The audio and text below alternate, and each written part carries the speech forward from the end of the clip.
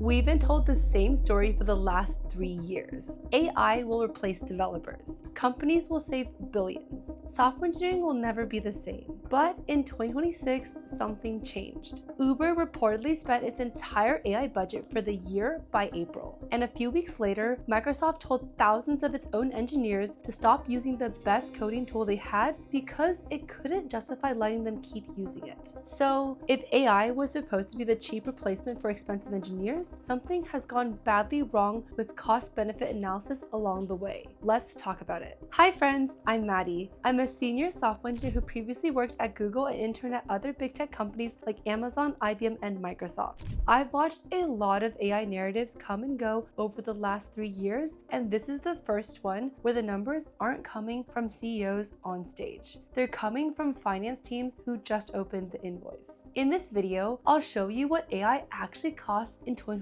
compared to a human engineer, why the AI is more expensive than humans headline is only about half right, and what this shift is doing to hiring, including the one skill it's quietly making very valuable. Let's start with what actually happened, because the mechanics of what really went down reveal a lot more than the flashy headlines you might be seeing. First, let's talk about what happened when all the companies were pushing its engineers to use as many tokens as possible to increase output, or token maxing. I know of multiple companies that started using tokens as a proxy metric for productivity. For example, monthly token spend per engineer ended up on the same internal dashboard as PRs merged and tickets closed, and it started getting referenced in review conversations. You can guess what happened next. People found reasons to run agents on work no one had asked for, and at least one of those companies decided to let go of engineers who had spent the least tokens. But even companies that didn't as explicitly measure productivity by AI token usage realized that it could be a double-edged sword relatively quickly. For example, Uber rolled out Claude Code to its engineering organization in December 2025, roughly 5,000 engineers. In February, about 32% of them were using it. By March, 84% were classified as agentic coding users. By spring, 95% were touching AI tools monthly, around 70% of committed code originated from those tools, and about 11% of live backend updates were being written by agents with no humans in the loop at all. The average cost landed between $150 and $250 per engineer per month, while power users ran $500 to $2,000. By April, Uber's allocated AI spend for the entire year was completely used up. And this isn't a scrappy startup that misplanned. Uber spent $3.4 billion on R&D in 2025 and $951 million in Q1 of 2026 alone. So the AI adoption rollout was both a product success and a financial disaster at the same time. Microsoft had a similar journey. In May, the company began canceling most internal Claude Code licenses across its experiences and devices division, the org behind products like Windows, Microsoft 365, Outlook, Teams, and Surface, with a cutoff of June 30th. Engineers were moved onto GitHub Copilot CLI. The official framing from the EVP was toolchain unification, but the real problem was that Claude Code had gotten popular compared to Copilot. Now, let's talk about why cheaper tokens actually ended up producing bigger bills. This might sound counterintuitive, so let me explain. An analysis of 2.4 billion enterprise AI calls found the blended cost of AI dropped from $18.40 per million tokens to $6.07 between Q1 of 2025 and Q1 of 2026. That's a 67% cut in 12 months. And over that same stretch, more than 73% of enterprises blew past their original AI cost projections. So how is it possible for the price to go down 2/3 but invoices to still go up? The answer is mostly agents. A chat message is one round trip. You ask, it answers. The meter clicks once. An agent, on the other hand, is a loop. It reads the code base, drafts a plan, makes an edit, runs a test, fails, rereads everything it's accumulated so far, and tries again. Current estimates put a single agentic task somewhere between 5 and 30 times tokens of a comparable chat exchange. Also, there's the cost of observability. Things like monitoring agents, document watchers, and compliance scanners. Essentially, systems that consume tokens against every event that comes through, whether or not a human ever asked for anything. Those barely existed in most 2024 deployments, but they're now a meaningful slice of the monthly bill, and you can't throttle them without turning off the function. Scale that up and the numbers get huge fast. Google alone processed around 3.2 quadrillion tokens in May of 2026, roughly 7 times year over year. Goldman Sachs projects agentic AI drives a 24-fold increase in token consumption by 2030. Gartner put AI agent software spending at about $207 billion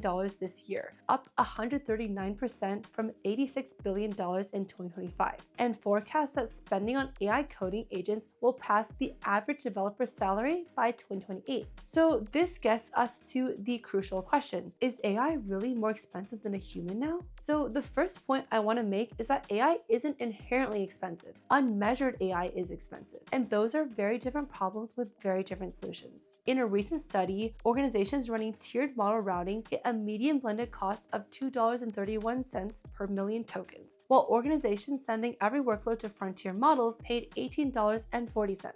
That's an 8-fold spread on identical work produced by a single architectural decision made at the start of a deployment. Prompt catching is a similar story. Cached input on Claude runs around 30 cents per million versus $3 uncached. So when you read that AI now costs more than the engineer it replaced, the accurate version is a little bit more refined.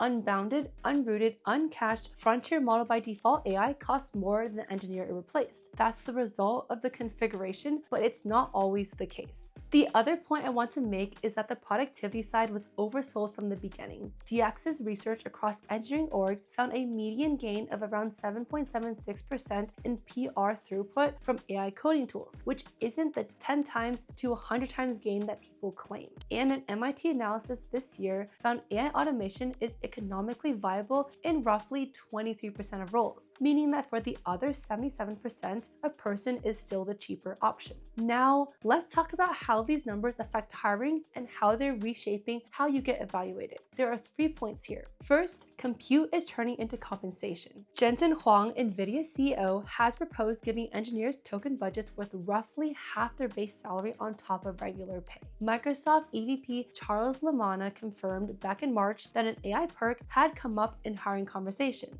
Box's CEO put it plainly: for anyone who can wield agents well, compute budgets only go one direction. So what's my token allocation might be becoming a real offer stage question, alongside standards like base and equity. Second, there's a widening gap between engineers. Bloomberg found that the top 1% of AI users are consuming more than 600 times the tokens of the median user. Third, an entire job function is being created around this. Companies like Autodesk and Qualcomm are all posting AI FinOps roles right now, and the descriptions name it explicitly: token economics, model routing, unit cost models per request cost of agentic workloads. The FinOps Foundation's 2026 survey found that 78% of organizations now have at least one dedicated practitioner. 3 years ago, that was under 20%. So what should you do after knowing about the 3 trends I just talked about? 1. Start tracking cost per solved task, not cost per task. A cheaper model that fails twice as often is not cheaper. So you should be instrumenting your own work. What did this feature cost in tokens, and how many retries did it take to land? I started doing this on my own side projects about 6 months ago, and it changed how I pick models more than any benchmark ever has. 2. Learn the actual cost levers, because they're concrete, learnable in a weekend, and can save you a lot of money. So for example, when you do model routing, send classification, extraction, and boilerplate to a small model, and reserve frontier models for hard reasoning. For prompt caching, keep your prefixes stable and stop mutating tool definitions mid-session, because that invalidates the cache and you repay for everything. For context discipline, every token in the window is built, so a retrieval step that returns 40 documents when 4 would do is a cost bug, not a design preference. For output caps, batch APIs for anything that doesn't need to be interactive. That cluster of skills is what people are now calling context engineering, and if you're coming from a software background, it's one of the most valuable things you can learn this year, because underneath the branding, it's just data flow, state management, and system design. You already have the foundation. 3. Get good at deciding when not to use an agent. Gartner's current guidance to engineering leaders is to sort work into 3 buckets: developer-led, developer with agent, and fully agent-led. Someone has to make that call task by task, and right now, that judgment is quite valuable. Knowing when a model is too fuzzy, too novel, or too cheap to be worth an autonomous loop is a true skill, and it's the opposite of what everyone spent last year optimizing for. So in conclusion, is AI actually becoming more expensive than humans? For unbounded, autonomous, frontier by default work in 2026, often yes. For scoped, routed, cached, properly instrumented work, no, and it's not even close. The gap between those two outcomes isn't the model, but rather the judgment of whoever set up the system, and that's still a person. So what's changed is that what that person gets paid for. For many years, the most valuable thing was producing code, but now it's deciding what's worth spending compute on. That's a much harder skill to automate, and companies are only just realizing they need to hire for it directly. And that's all I have for you in this video. If you found this helpful, hit that like button, hype the video, and subscribe for weekly videos on tech, AI, and career advice. Thanks for watching, and I'll see you next one.